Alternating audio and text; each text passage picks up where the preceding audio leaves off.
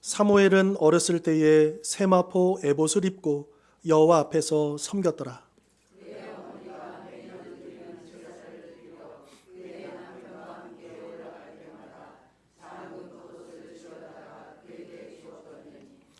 엘리가 엘가나와 그의 아내에게 축복하여 이르되 여호와께서 이 여인으로 말미암아 내게 다른 후사를 주사 이가 여호와께 간구하여 얻어바친 아들을 대신하게 하시기를 원하노라 하였더니 그들이 자기 집으로 돌아가매.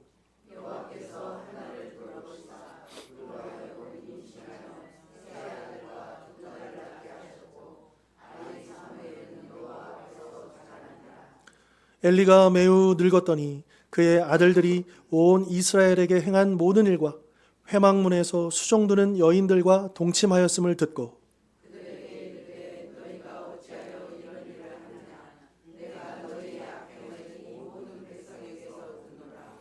내 아들들아 그리하지 말라.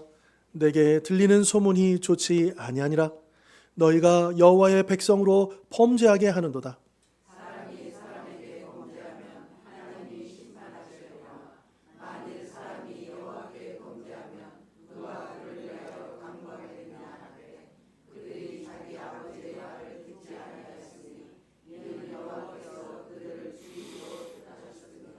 같이 읽겠습니다.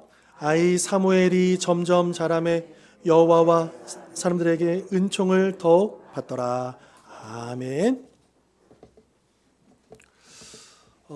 보통 난세에는 영웅이 꼭 나타난다라고 하지 않습니까? 시절이 어렵고 또 혼란스러울 때 참 하나님은 그 역사를 그냥 두시는 것이 아니라 물론 하나님은 이제 구속의 역사와 더불어서 이 일반 역사도 함께 주관하시는 하나님이시죠. 그래서 우리는 다 알 수 없지만 그러나 하나님은 그 인류의 역사의 그 고비고비마다 그 시대마다 꼭 귀한 사람들을 준비하시고 또 그들을 통해 가지고 한 시대를 바꿔내고 또 그렇게 이끌어 가시는 것을 보게 됩니다. 그리고 우리가 또한 성경을 읽다 보면 성경에서도 그러나 하나님의 인간적으로는 영웅이라 할 수 있지만 물론 하나님이 세우신 종이죠. 그래서 그 사람들을 통해서 한 시대를 마무리하고 새로운 시대를 여는 그런 사람들이 꼭 등장한다라고 하는 겁니다. 여러분 요즘 우리나라가 참 어렵죠. 그런데 우리가 그렇게 기도해야 될 것 같습니다. 이 어려움 속에서 정말 하나님께서 기뻐 받으실 또 사용하실 그런 일꾼이 세워지기를 또 그렇게 그게 어떤 특정한 개인이 아니라 저는 그렇게 생각합니다. 이 시대에 지난번 그 계엄 때도 누가 그거를 막았습니까? 우리 시민들이요. 그래서 지난 40여 년 동안에 그 민주주의가 누적되어서 그 예전에 그 계엄과는 전혀 달랐잖아요. 그거를 이제는 이 시대 가운데 그걸 막을 수가 없거든요. 저는 오늘 이 시대에 하나님께서 시민들을 통해서 또한 이 나라를 구하시고 이끄신다고 저는 믿습니다. 그리고 더불어서 누구보다도 우리 믿는 하나님의 백성들이 더 깨어서 이 시대를 밝히고 또 올바로 인도하고 무엇보다도 무릎 꿇어 엎드려 기도해야 될 줄 믿습니다. 자, 오늘 이 사무엘상도요. 혼란한 시기 속에서 나타나 있는 거예요. 그래서 사사시대에서 왕정시대로 접어드는 그 과도적인 혼란기에 마지막 사사로서 제사장으로 선지자로 그리고 킹메이커로 활약하며 한 시대를 마무리하고 새 시대를 연 사무엘의 탄생 이야기로 시작하고 있습니다. 그런데 사무엘의 탄생 이야기는 단지 그가 어떻게 태어났는가를 말하는 게 아니라 그가 태어나기까지 힘겨운 세월을 눈물과 기도로 견디어온 그의 어머니 한나와 사사시대 말기의 혼란함에서 영적으로 무감각하게 세월을 낭비하고 있는 제사장 엘리의 영적 상태를 대조하여 보여주고 있는 것이죠. 이러한 한나와 엘리 두 사람의 대조를 통해서 혼란한 말세를 살아가는 우리의 삶의 마음가짐과 몸가짐이 어떠해야 하는지 우리는 오늘 본문을 통해서 살펴볼 수 있습니다. 자, 이 사무엘상은요, 한 여인의 아픔으로 시작합니다. 우리가 잘 알다시피 사무엘의 어머니 한나는 결혼했지만 오랫동안 아이를 낳지 못했습니다. 의학기술이 발달하지 않은 고대 사회에서 불임은 모든 책임을 여성이 져야 하는 숙명이었던 것이죠. 따라서 여성이 아이를 낳지 못함은 가장 큰 결격 사유였고 그 모든 고통을 한나는 감내해야 했습니다. 결국 남편은 아이를 얻기 위해, 즉 가문을 잇기 위해 새 아내를 맞았고 그 여인에게 곧바로 아이가 생깁니다. 이를 지켜보아야 했던 한나의 절망과 고통은 어땠을까요? 참으로 힘겨웠을 것입니다. 우리 성경으로 한번 확인해 보도록 하겠습니다. 우리 사무엘상 1장 한번 보시겠습니까? 1장 2절. 자, 성경에서 오늘은 좀 요 사무엘 1장, 2장, 3장을 왔다 갔다 좀 찾아볼 겁니다. 성경 1장 2절 보시면 그에게 두 아내가 있었으니 이제 그의 남편 엘가나죠. 사무엘 아버지. 한 사람의 이름은 한나요, 한 사람의 이름은 분인다라. 분인나에게는 자식이 있고 한나에게는 자식이 없었더라. 그리고 내려가서요. 4절로 7절입니다. 엘가나가 제사를 드리는 날에는 제물의 분깃을 그의 아내 분인나와 그의 모든 자녀에게 주고 한나에게는 갑절을 주니 이는 그를 사랑함이라. 그러나 여호와께서 그에게 임신하지 못하게 하시니 여호와께서 그에게 임신하지 못하게 하심으로 그의 적수인 분인나가 그를 심히 격분하게 하여 괴롭게 하더라. 매년 한나가 여호와의 집에 올라갈 때마다 남편이 그같이 하매 분인나가 그를 격분시키므로 그가 울고 먹지 아니하니. 자, 그래서 한나는 어떻습니까? 더욱더 그 괴로움을 안고 주저앉은 게 아니라, 그렇게 절망한 게 아니라 그 마음을 안고 성전으로 나아가서 하나님 앞에 엎드려 기도했다라고 하는 것입니다. 1장 10절도 보시겠습니까? 1장 10절. 자, 읽겠습니다. 시작. 아멘. 자, 이렇게 이 한 여인이 힘겨운 삶 속에서 그 아픔을 가지고 하나님 앞에 나아가서 기도하면서 통곡하면서 부르짖고 있지 않습니까? 자, 그런데 그러한 백성을 돌아보고 위로하며 소망을 주어야 할 영적 지도자, 제사장 엘리는 어떤 모습일까요? 이 엘리는 이 성전에서 아파하며 기도하는 한나의 괴로움을 이해하지도 못합니다. 깨닫지도 못합니다. 이게 무슨 말이냐? 이 엘리 제사장이 영적으로 잠들어 있었다라고 하는 것을 말해주고 있는 거죠. 13절, 14절 한번 보시겠습니까? 1장 13, 14절.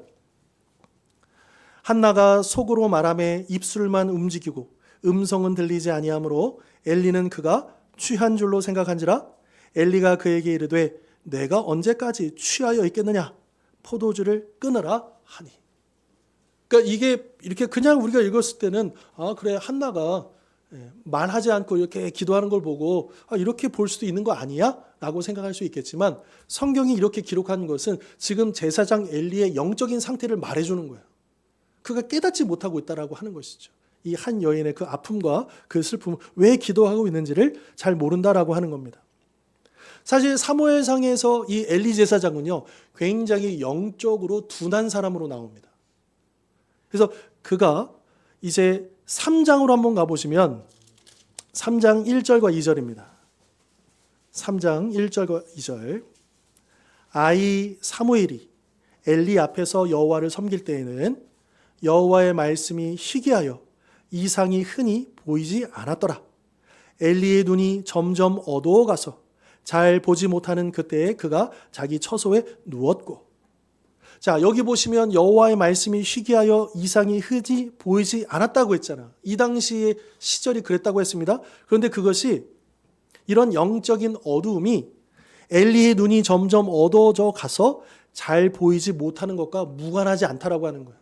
그러니까 엘리가 나이가 많아가지고 그냥 앞을 못 보게 됐다 이런 말이 아니에요. 이 구절은 그 시대의 어두움의 책임이 누구에 있느냐? 엘리 제사장, 이 당시의 영적 지도자에게 있었다라고 하는 것을 말해주고 있는 것이죠. 여러분, 엘리가 제일 먼저 어떤 모습으로 등장한지 아십니까? 우리 1장으로 다시 한번 가보시겠어요? 1장 9절이요. 지금 그가 어떤 모습으로 나타나는지 한번 보십시오. 1장 9절에 그들이 실로에서 먹고 마신 후에 한나가 일어나니 그때에 제사장 엘리는 여호와의 전 문설주 곁 의자에 뭐하고 있어요? 네, 한가롭게 앉아 있습니다. 자, 그런데 그가 이렇게 등장하거든요. 근데 그가 이제 퇴장할 때는 어떨까요? 마지막 죽을 때 4장입니다. 4장. 4장 18절. 엘리가 처음 등장할 때 이렇게 한가롭게 그 의자에 앉아 있었는데 퇴장할 때는 어떻게 하느냐? 4장 18절. 하나님의 괴를 말할 때에 엘리가 자기 의자에 뒤로 넘어져 문 곁에 목이 부러져 죽었으니 나이가 많고 비대한 까닭이라 그가 이스라엘의 사사가 된 지 40년이었더라. 여러분, 그가 죽었는데 어떻게 하고 있다가 죽었습니까? 계속 앉아 있다가 죽습니다. 여러분 보십시오. 아무 힘이 없는 여성, 아픔이 연약한 이 여성 한나는 어떻게 하고 있어요? 하나님 앞에 엎드려 기도하고 있어요. 그런데 영적 지도자 엘리는 영적인 깊은 잠에 빠져 누워 있었죠. 그리고 한가롭게 앉아 있습니다. 그런데 이것은 이 한나와 이 엘리의 이 대조적인 모습은 훗날 각각 그들의 다음 세대에 어떤 영향을 미칠 것인가를 미리 이런 어떤 이미지를 통해 가지고 말해주고 있다라고 하는 거예요. 다시 말해서 한나와 엘리의 삶의 마음가짐, 그 몸가짐은 그저 자기 개인의 문제로 그치는 것이 아니었다라고 하는 거죠. 이들의 삶의 자세와 태도는 그 다음 세대에 영향을 미치게 되었고 자녀 세대의 삶의 결정적인 원인이 되었다라고 하는 겁니다. 한나는 아이를 갖지 못한 고통을 하나님 앞에 엎드려 간구함으로 사무엘이라는 아들을 선물로 얻었습니다. 그런데 한나는 이 아이가 내 소유가 아니라 하나님의 소유된 백성임을 알고 그가 스스로 서원했잖아요. 아이를 주시면 그 아이를 하나님께 바치겠다고, 나신으로 드리겠다고 했잖아요. 그 서원대로 사무엘이 어렸을 때부터, 성경은 뭐라고 하냐면 이제 젖을 뗀 후라고 돼 있어요. 이 당시의 풍습을 생각해 보면 보통 한 3년 정도 걸린다고 합니다. 그러니까 우리나라 나이로면 한 4살, 5살 그 정도의 이 어린 사무엘을 성전에다가 온전히 드린 거예요. 성전에서 훈련을 받도록 그렇게 맡긴 거죠. 여러분, 이 사무엘 아들이 어떤 아들입니까? 그 아픔 속에서 간절히 기도하여 얻은 아들인데 자기 품에 끼고 그렇게 키우고 싶지 않았겠습니까? 하지만 한나는 그런 인간적인 생각보다는 하나님이 주신 선물이고, 그리고 이 아이가 하나님 마음에 합당한 아이로 자라가기를 간절히 바랬을 것입니다. 그래서 그 마음으로 이 아이를 하나님의 성전에 맡겨서 하나님의 백성답게 훈련받게 했다라고 하는 거죠. 그러나 이 아이가 너무 어린데 무슨 죄입니까? 엄마 품을 떠나가지고 그렇게 맡겨져서 이거 너무한 거 아닌가라는 생각도 들죠. 맞습니다. 이 아이에게는 여전히 부모의 따뜻한 사랑과 돌봄이 필요한 것입니다. 그래서 어떻게 하느냐? 한나는 매년 제사를 드릴 때마다 이 아이를 보러 갑니다. 비록 품에서 떠나보냈지만 버린 게 아니에요. 포기한 게 아니에요. 그가 할 수 있는 한 최선을 다해서 이 아이를 지키고 돌보고 했다라고 하는 겁니다. 그리고 매년마다 겉옷을 손수 지어서 그 아이에게 입혀줬다는 거예요. 여러분, 이 당시의 겉옷은요 굉장히 구하기가 어려워요. 그래서 일반 백성들은 겉옷이 전 재산일 정도입니다. 그 겉옷이 일상생활할 때 입는 옷이기도 하고 밤에 잘 때도 덮고 자는 옷이기도 하는 거예요. 그리고 쉽사리 구할 수 없는 굉장히 중요한 그것을 이 한나는 정성스럽게 그것을 만들어서 이 아이에게 자신의 사랑을 그렇게 입혀주었다라고 하는 거죠. 그렇게 한나는 믿음으로 또 정성과 사랑으로 이 아들 사무엘을 양육했다라고 하는 것이죠. 이에 사무엘은 오늘 보면 18절 말씀처럼, 그래서 어려서부터 이 사무엘은 어떤 옷을 입었습니까? 세마포 에봇을 입었. 이 복장은 제사장 복장이거든요. 그러니까 이 사무엘이 참고로 사무엘은 에브라임 지파가 있는 땅에서 살았습니다. 그러나 에브라임 지파는 아니에요. 그러니까 레위인들은 이 12지파에 다 흩어져서 살거든요. 그러니까 이 사무엘은 레위인인데 자기 조상 대대로 에브라임 지파에 살던 레위인이었어요. 물론 아론 계열의 제사장 가문은 아니에요. 하지만 어떤 이유인지 모르지만 이 사무엘은 특별히 제사장이 됩니다. 이건 참 놀라운 일이죠. 그런데 그가 아주 특별하게 어릴 때부터 제사장으로서 훈련을 받고 또 그렇게 하나님을 섬기도록 그렇게 하나님 앞에 또 그렇게 돌봄을 받고 있음을 우리가 보게 되는 거죠. 이처럼 사무엘은 어릴 때부터 한순간도 하나님에게서 멀어진 적이 없었습니다. 한평생 한결같이 하나님을 섬기고 그분의 말씀을 생명처럼 여기며 따랐습니다. 모든 백성이 각자 자기 소견에 옳은 대로 행하던 사사시대에 사무엘은 매년 여호와께 제사를 드리기 위해 온 가족과 함께 성소를 찾는 그 부모의 신앙을 이어받아서 본받아서 한평생 변함없이 하나님을 경외했다라고 하는 것이죠. 그렇기 때문에 아까 읽었던 3장에 보면 엘리 제사장도 듣지 못하는 하나님의 음성을 아직도 어린 사무엘이 들을 수 있었고, 그래서 하나님이 세우신 선지자가 되었다라고 하는 것입니다. 그리고 3장 19절과 20절도 한번 보시겠습니까? 3장 19절 20절. 3장 19절 20절입니다. 사무엘이 자라매 여호와께서 그와 함께 계셔서 그의 말이 하나도 땅에 떨어지지 않게 하시니 최북단 단에서부터 최남단 브엘세바까지 온 이스라엘이 사무엘은 여호와의 선자로 세우심을 입은 줄을 알았더라. 그렇게 사무엘은 하나님 앞에서뿐만 아니라 온 이스라엘 백성들 앞에서 그렇게 영적으로 자라가고 있었다라고 하는 것이죠. 그렇기 때문에 사무엘은 누가 뭐라 할 것 없이 자연스럽게 이스라엘의 지도자가 또한 되어집니다. 그래서 사사시대와 왕정시대의 이 혼란함을 수습하고 그리고 초대왕 사울을 세워서 왕정시대를 안착시키는 그런 중요한 역할을 감당하는 이스라엘의 참 지도자가 되었다라고 하는 거죠. 자, 이렇게 한나의 엎드림, 기도, 믿음의 양육, 사랑의 돌봄, 그래서 사무엘이 나왔고 또 사무엘은 그렇게 자라가서 위대한 지도자가 되었습니다. 자, 그럼 이번에는 엘리를 한번 볼까요? 엘리는 과연 어떤 모습으로 어떻게 그 자녀를 양육했는가? 자, 그에게는 홈니와 비느하스라는 두 아들이 있었습니다. 그런데 안타깝게도 참 자식 농사가 어렵다고 하잖아요. 그러니까 이 엘리 제사장의 이 아들들은 아버지와는 전혀 다른 길을 걸었다라고 하는 겁니다. 2장 12절 이하를 보면 2장 12절부터 17절은 이 엘리 아들들의 악행이 무엇인지를 쭉 설명을 해줍니다. 여기에 보면 일단 12절은 이렇게 얘기하죠. 이 아들들은 행실이 나쁘고 여호와를 알지 못했다. 근데 이 원문에 보면 인과관계가요. 그들의 행실이 나쁜 이유가 뭐냐? 여호와를 알지 못했기 때문이다. 이렇게 되어 있습니다. 아니, 아버지가 제사장이에요. 그러면 이 두 아들들도 제사장 아닙니까? 그리고 제사장 역할을 했잖아요.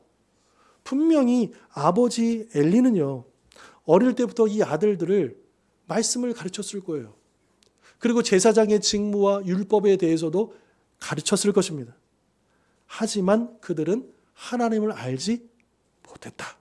즉, 그들이 지식적으로 하나님을 알지 못했다는 게 아니고 인격적으로 하나님을 만나지 못했다라고 하는 거예요. 그분을 관계를 맺지 못했다라고 하는 거죠. 그렇다 보니까 이 두 아들들에게 있어서 제사는 뭐냐? 거룩하게 하나님 앞에 올려드리는 그런 제사가 아니라 그냥 내가 먹고 싶은 고기를 골라 먹는 수단이 된 거예요. 그래서 그 2장 12절로 17절에서 예를 들고 있죠. 화목제물을 드릴 때 이제 제물의 기름을 포함해서 일부분만 태우고요. 그리고 나머지 고기는 함께 먹어요. 제사장과 예배자가 제사자가 이제 같이 그 음식을 먹도록 돼 있습니다. 그런데 그 음식을 먹는 것조차도 거룩한 식사예요. 굉장히 조심해야 합니다. 그리고 이때 아예 율법에 이때 제사장에게 정해진 몫이 있어요. 그래서 그 화목 제물의 가슴 부분과 오른쪽 뒷다리를 제사장에게 주도록 돼 있어요. 그러니까 제사장은 하나님이 정해주신 그것만 먹도록 돼 있어요. 그런데 이 엘리 아들들은 삼지창 같은 세 개의 살로 된 그 갈고리로, 그래서 무작위로 꽂아가지고 걸려 나온, 이건 제사장 몫이야. 완전히 율법을 무시하는 거 아닙니까? 그렇게 하고 있고요. 그런데 13절은요, 이게 관습처럼 행해졌다라고 하는 거예요. 관습처럼. 뭐냐? 지속적이고 반복적으로 이 일들을 했다라고 하는 거예요. 한 번만 그렇게 했다는 게 아니에요. 실수한 게 아니라는 거예요. 의도적으로 악행을 저질렀다는 것이고요. 거기다가 한술 더 떠서 이제는 하나님 앞에 그 기름과 일부분을 먼저 태워드려야 되잖아요. 그 다음에 이걸 가지고 와서 같이 식사를 해야 되는데, 이거 하지도, 하나님께 드리기도 전에 이 제사장들은 뭘 하냐면, 나 삶은 고기 싫어. 구워 먹고 싶어. 그러니까 빨리 가져와. 그렇게 행패를 부립니다. 그러니까 당연히 이 제사를 드리는 사람은 거부할 거 아닙니까? 안 됩니다. 그러니까 어떻게 하느냐 하면 묵살하고 겁박을 합니다. 이 제사장의 권위를 가지고. 그러면서 그것을 뺏어 간다라고 하는 거죠. 이뿐만 아니라 오늘 보면 22절 말씀 보시면 이 엘리 제사장들, 두 아들들은 회막문에서 수종드는 여인들과 동침하는 범죄까지 저지른다라고 하는 거죠. 여러분 참 신기하게요. 영적으로 타락하면 도덕적으로 타락하게 되어 있습니다. 여러분 이단들 보십시오. 이단의 교주들. 이단의 교주들은 거의 100% 성적으로 타락합니다. 그 이단의 교주들은 이 악의 영에 사로잡힌 자들이고 영적으로 타락한 자들이잖아요. 그런데 그 이단들 안에 그 활동들을 보면 다 성적인 타락이 다 있어요.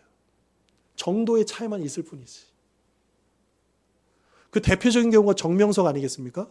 정명석은 뭐 아예 대놓고 그런 것이고, 또 그 만빈중앙교회 이재록도 말할 거 없고 지금 감옥에 있죠. 이만희는 어떤가요? 이만희도 자기 부인 버리고 뭐 했다가 또 거기도 또 버리고 뭐 정신이 없습니다. 그 안상홍이라는 사람도 지금 하나님의 교회의 전신이었던 안상홍 증인의 그 안상홍. 그러니까 하나님의 교회는 우리 성부 하나님을 보는 게 아니고 안상홍 하나님을. 그래서 찬송가에 안상홍 하나님이라고 개사해서 불러요. 찬송가를요. 안상홍 님이 하나님 아버지예요. 그리고 이제 장길자라고 하는 이 안상홍이 죽기 전에 자기 부인 말고 이 장길자라는 여기도 이혼한 사람이에요. 이혼을 시켰던 것 같기도 하고요. 제가 기억은 하는데 이 사람을 이제 어머니 하나님으로 딱 지정을 해요. 영적인 파트너로. 참 신기하게요. 영적인 타락은요, 성적인 타락, 도덕적인 타락, 윤리적인 타락으로 이어지게 되어 있다라고 하는 것이죠. 그러니까 이 아들들이 저지른 죄가 얼마나 큰지 2장 17절 한번 보시겠습니까? 2장 17절 읽겠습니다. 시작. 2장 17절. 자, 이 소년들의 시작.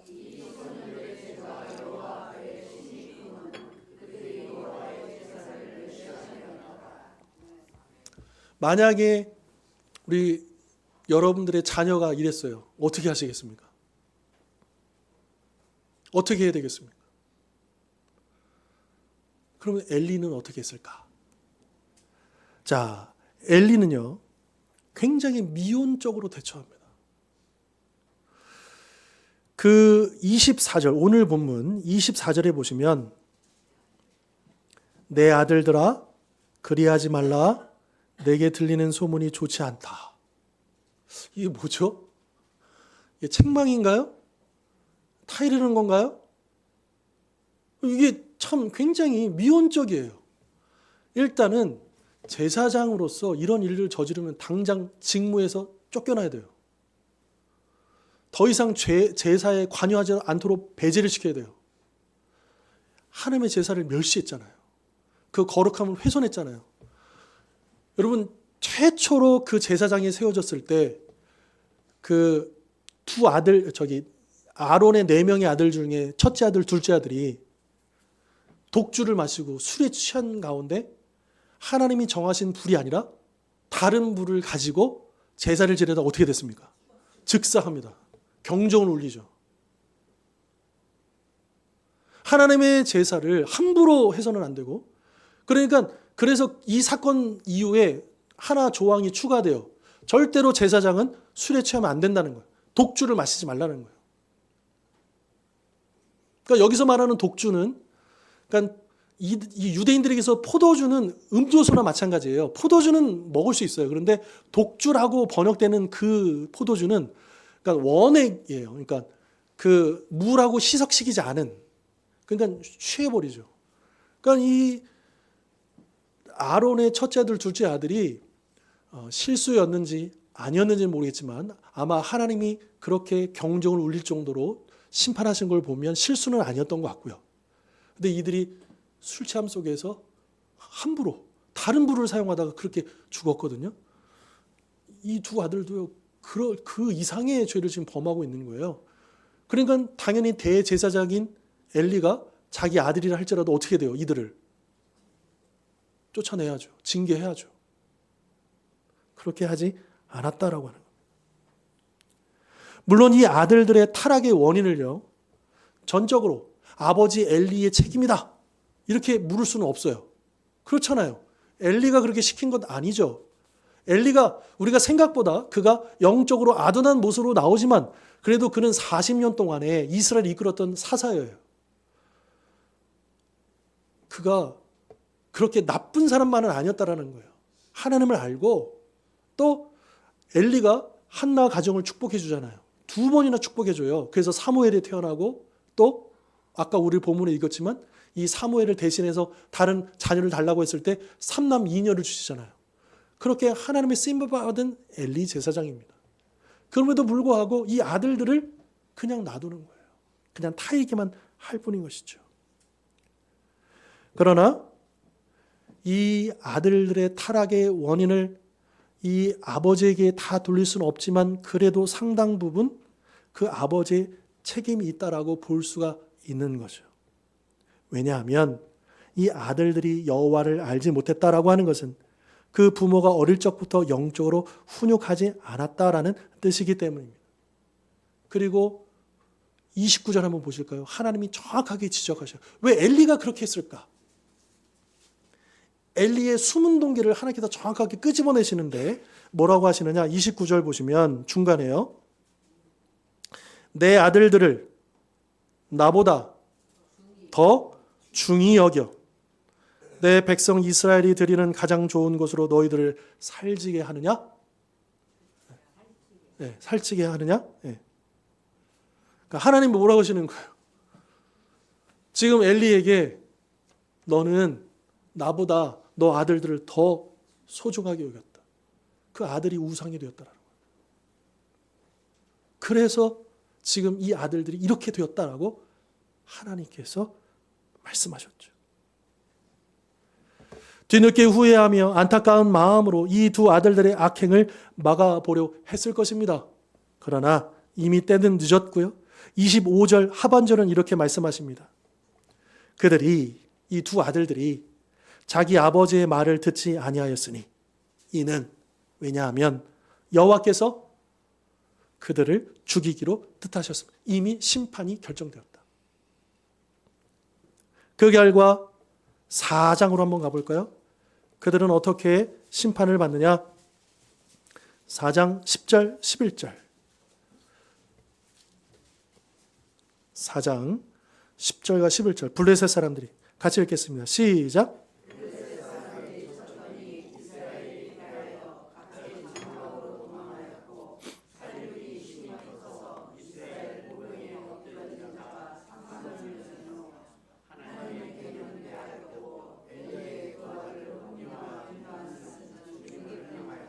아멘.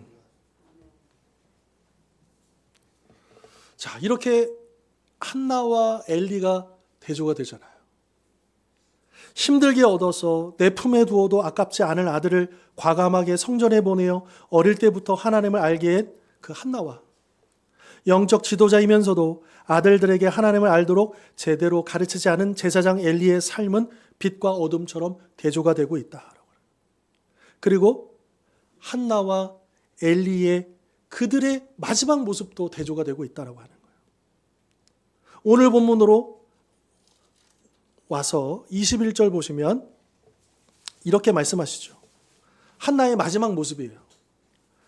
여호와께서 한나를 돌보시사 그로 하여금 임신하여 세 아들과 두 딸을 낳게 하셨고. 자, 그런데 4장으로 다시 오시면 17절, 18절에 엘리의 마지막 모습, 아까도 제가 말씀드렸지만 17절, 18절 소식을 전하는 자가 대답하여 이르되 이스라엘이 블레셋 사람들 앞에서 도망하였고 백성 중에는 큰 살육이 있었고 당신의 두 아들 홈니와 비나스도 죽임을 당하였고 하나님에게는 빼앗겼나이다. 하나님의 괴를 말할 때 엘리가 자기 의자의 뒤로 넘어져 문 곁에서 목이 부러져 죽었으니 나이가 많고 비대한 까닭이라. 그가 이스라엘의 사사가 된 지 40년이었더라. 여러분, 분명 한나와 엘리는요 같은 시대를 살았어요. 영적으로 어둡고 혼란한 같은 시대를 살았지만, 그러나 같은 시대에 그들은 다른 삶을 살았다는 거예요. 한나는 그 어두운 시기에 엎드려 간구하면서 믿음으로 아들 사무엘을 양육했지만, 엘리는 편안하게 앉아있다 영적으로 잠이 든 채 두 아들들을 제대로 양육하지 못했다라고 하는 것이죠. 그 결과 엘리의 두 아들 홈니와 비느하스는 이스라엘을 위기로 몰아넣었고, 그러나 한나의 아들 사무엘은 그러한 위기 속에서 이스라엘을 구원해 내었다라고 하는 것입니다. 오늘 우리도 같은 시대를 살고 있습니다. 같은 혼란함을 우리가 지금 맞이하고 있습니다. 하지만 그렇다고 해서 우리의 삶의 태도와 자세까지 동일하지는 않을 것입니다. 누군가는 한나와 같이 고통과 문제 앞에 엎드려 기도하며 끝까지 믿음으로 맡은 사명을 감당할 것입니다.